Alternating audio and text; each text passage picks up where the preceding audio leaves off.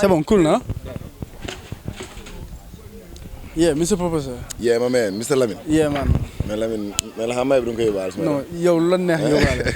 Yeah, léegi quelle a été sa impression par rapport au festival bi xam nañ ni Sénégal ci défaite la jógee. C'est vrai. Teewul am na ñoo xamante ni malgré ça. Ils sont venus. Yeah, c'est vrai. Lan mooy sa impression. C'est à saluer. Surtout aussi sa première fois bi nga joué à Saint-Louis. waaw déjà xam nga ndar waa ndar moom dañuy xëcc lépp seen boor. ceeb bu neex ndar teraanga ndar yooyu noonu mais tey moom nangul naa leen teraanga beeg ceeb bi franchement parce que on est venu contexte bu difficile parce que temps dafa ñàkk.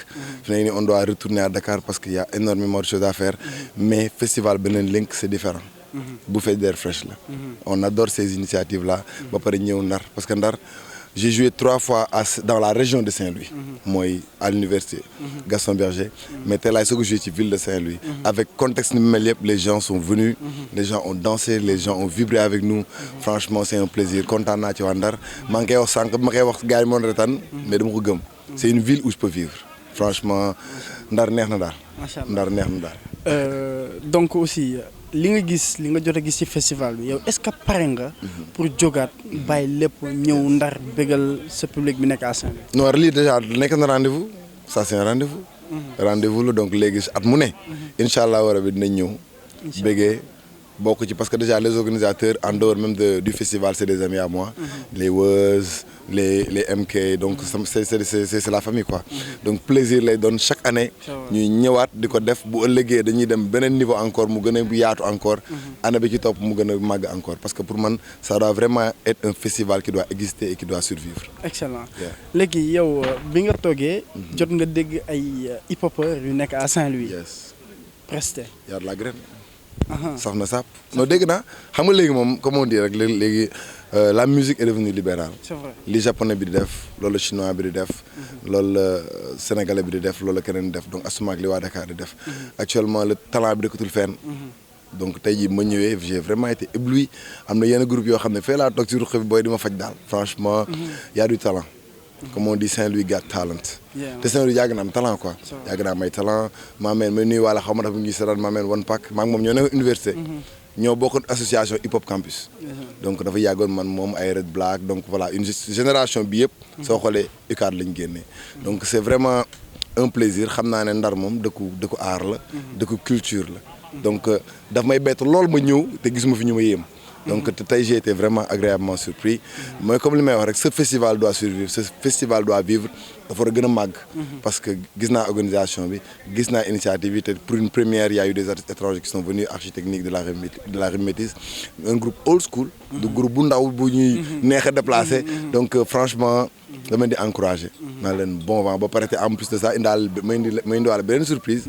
parce que y a eu le groupe Crazy Boys Sénégal qui est venu. actuellement c'est le top du top en matière de danse au Sénégal. ñoom ñoo dem 2 fois l'Afrique en incroyable talent. représente le Sénégal gagné bataille nationale gagné nuit de la danse donc tey jii moom ñoom ñooy daal Balla Gaye fecckat yi. donc tey te par accident démb lañu gisante rek mën na leen mais booy man damay dem Saint-Louis suba benn festival ñu ne dañu démarrer Saint-Louis. ba pare en dehors de ñaamaat beneen gan Keiko elle est venue du Japon. ñëwaale ci festival benn donc festival bi daal am na barke daal. am na barke parce que de fil en aiguille. élément yaa ngi dégaloo donc xel dal na ci bu déwén. xam nañ ne déwén dina gën a màgg dina gën a nice incha allah. pour xanaa boucler un peu la boucle.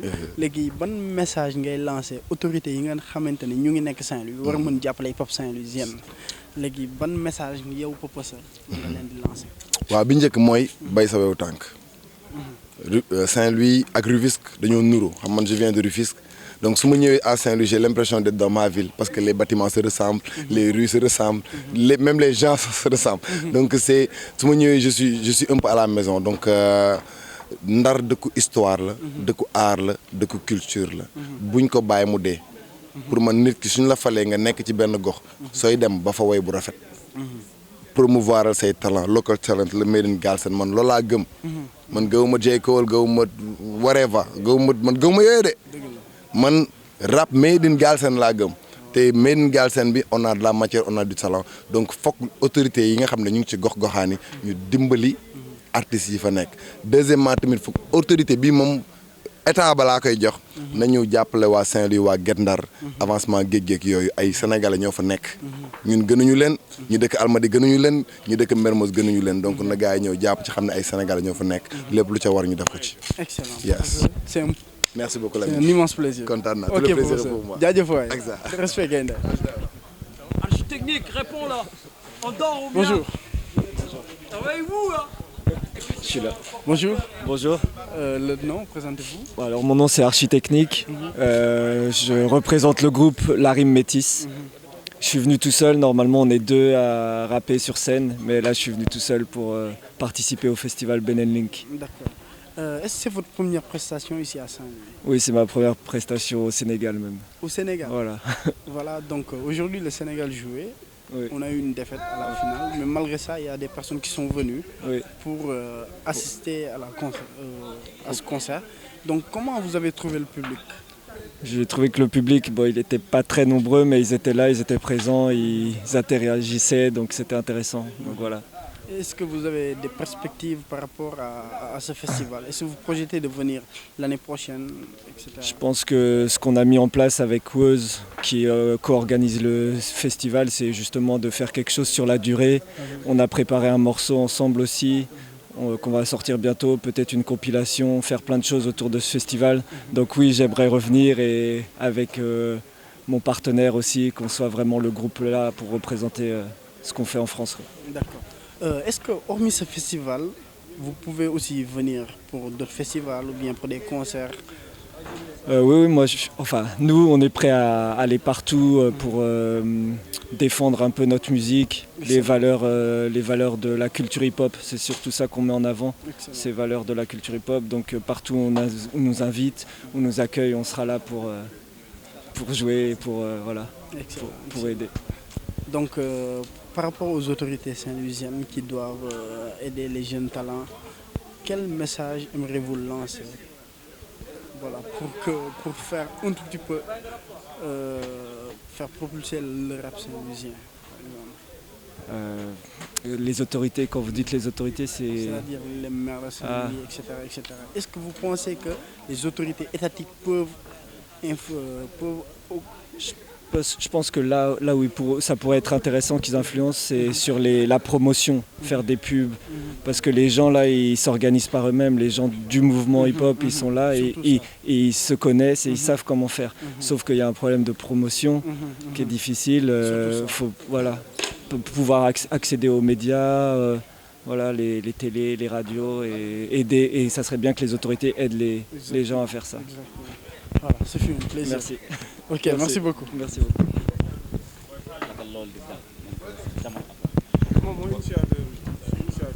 Ok. Allô? Frère, naka mu? Cool. Nice. Tranquille. Le nom c'est ñëw li Mohamed. Mohamed. Moha. Ok. Ok, yéen a initiateur festival bi. Ouais. Donc avant tout, de leen di féliciter par rapport au festival bi. Merci. Donc c'était pas facile. C'était pas ça, Donc c'est vrai. c'est sûr que c'était pas facile. Non, c'est pas facile. Voilà, donc malgré ça, ngeen réussir def lu mel nii. Ouais. Donc la première question mooy lan mooy pas yi ngeen def pour réussir événement bu mel nii.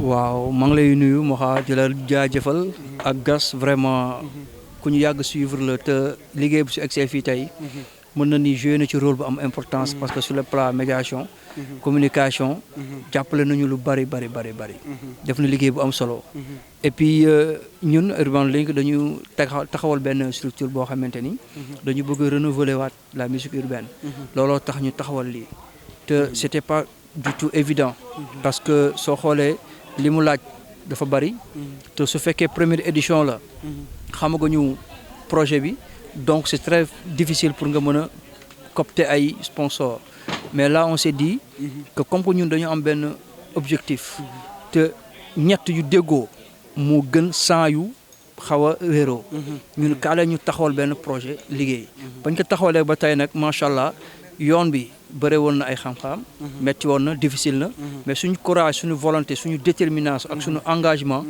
permettre ak expérience bi ñu am parce que ñi ko wër ñëpp c'est des ay nit yuy organiser ay festival lañ tey soo xoolee DK day organiser festival am na expérience Weuz Njambur hip hop man maa doon def ay circon promo ay affaire man yàgg naa organiser ay événements donc suñu expérience la ñu utiliser ak suñu moyen suñu xaalis jéem a taxawal lépp macha allah gan yi ñëw nañ teg nañ leen ci conditions yu baax joué nañ ñëw nañu teg leen ci ay appartements yu baax lekk nañ naan nañ ñëpp retrouvé wu nañ di remercier waa Architecnique de la France di remercier Faza de l'Angleterre di remercier Dibdos de Dakar un jeune qui fait de énormes choses di remercier Popose ci taxawaayam ay danseurs yi di remercier waa Ñuul Cook waa Hot Life Fat non seulement son absence parce que c'était un cas de force majeure di remercier vous les médias parce que yéen dara mënul baax sans yéen liggéey bi yëpp yéen la te pourtant yéen a nekk dans l'ombre tey yéen a ngi liggéey benn liggéey bu am importance tey suñu gisee xam festival bi nga gis ci internet bi da gis liggéey bi ba am yëg-yëgu di ma ci woo di laaj di remercier samay xarit ñoom grand Lamine Mbaye du mouvement MAD di remercier ñoom Khadija Racine Sy di remercier samay xarit samay am di jàmm ñoo xamante ni gëj nañu génn mais tey dama leen déplacé bàyyi loo leen seen activité yëpp ñëw taxaw tout simplement pour soutenir l'initiative. Malgré la défaite des Lions, ça n'empêche que l'événement a eu lieu. C'était pas facile, mais machallah ñun lu ñu bëggoon mooy def formation bi def nañ formation 2 jours regrouper ay xaleel jox leen ay fournitures du scolaire jox leen ay livres ba ay xale yu gën a xarañ ci école yi lañu jël de Diamaguène jusqu'à Ndiolofène dajale leen rahmatullah indi ay phase ay architectes yi nga xamante ne ay formateurs lañ ay architectes ñu ñëw di liggéey ak booy di leen jàngal di échanger ak ñoom booy jox leen ay dons kaf ak ñoom réew ak ñoom bokk ak ñoom lépp te là c'est toujours pour les encourager dans l'éducation parce que ñun suñu objectif mooy non seulement la culture buy ñëw di suqali l'éducation t'as vu boo xamante ne tey dafa ñëw engagé wu pour dem ci éducation bi encourager xale yi ak ñu gën a góorgóorlu di remercier ñi nga xamante ne démb ñëwoon nañ ci formation bi ak tey suñu gan yi macha allah je suis parfait sama xol sedd na l'événement a réussi quoi pour moi. Macha allah macha allah même le public saint-louisien a trouvé que l'événement a été vraiment réussi. Réussi macha allah. Voilà donc merci pour aussi pour perspective yi mooy année bi di ñëw année yi si topp incha allah. donc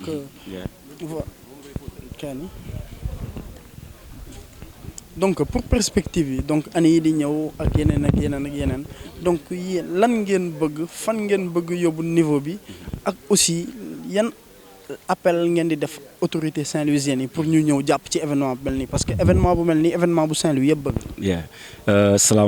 salaamaaleykum di la jaajëfal bu baax a baax di jaajëfal sama waa ji bu wér a wér di jaajëfal ñi nga xamante ni ñoom ñoo ngànk Urban Link.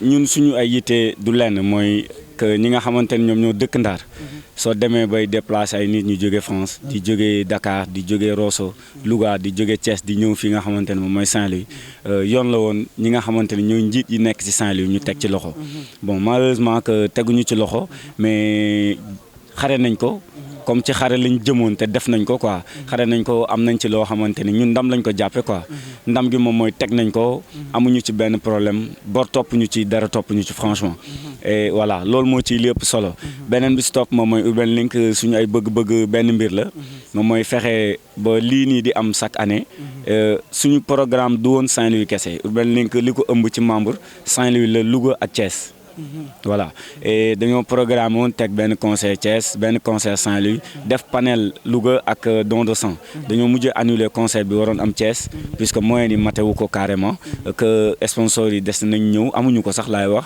amuñu benn sponsor bon à part yéen ñi nga xamante ni yéen ci jàpp di médiatiser affaire yi bu baax a baax di leen jaajëfal bu wér a wér ci yooyu point suba incha allahu rabbi am nañ beneen programme boo xamante ni Louga la jëm fa la ñuy defee don de sang le soir dinañ def foofu panel quoi incha allah année yi nga xamante ni ñu ngi ñëw ci suñu kanam bëgg nañu Urban Link nekk loo xamante ni benn festival boo xamante ni festival bu ñëpp di dégg la festival bu ñëpp di jot la pourquoi pas nit di jóge États-Unis jóge fu ne war a ñëw ci festival Urban Link bon dem ba ñaan xam nga romb ay festival jazz dem ba doubler festival yi nga xamante ni ñi nga am ci Sénégal du ma wax Saint-Louis man je dis Sénégal quoi parce que tamit suñu xeex du Ndar kese quoi parce que Sénégal la ñuy xeexal quoi parce que boo waxee musique sénégalais bon hip hop la te ñi nga xamante ni ñooy dund hip hop nekk fii Galsen ñun ñëpp ñu ngank ko téye ko ñu jëmale ko kanam quoi loolu mooy ay objectif Urban Link. D'accord, merci beaucoup. jaajëf Allez, bëgg nañ jaajëf genn. ok man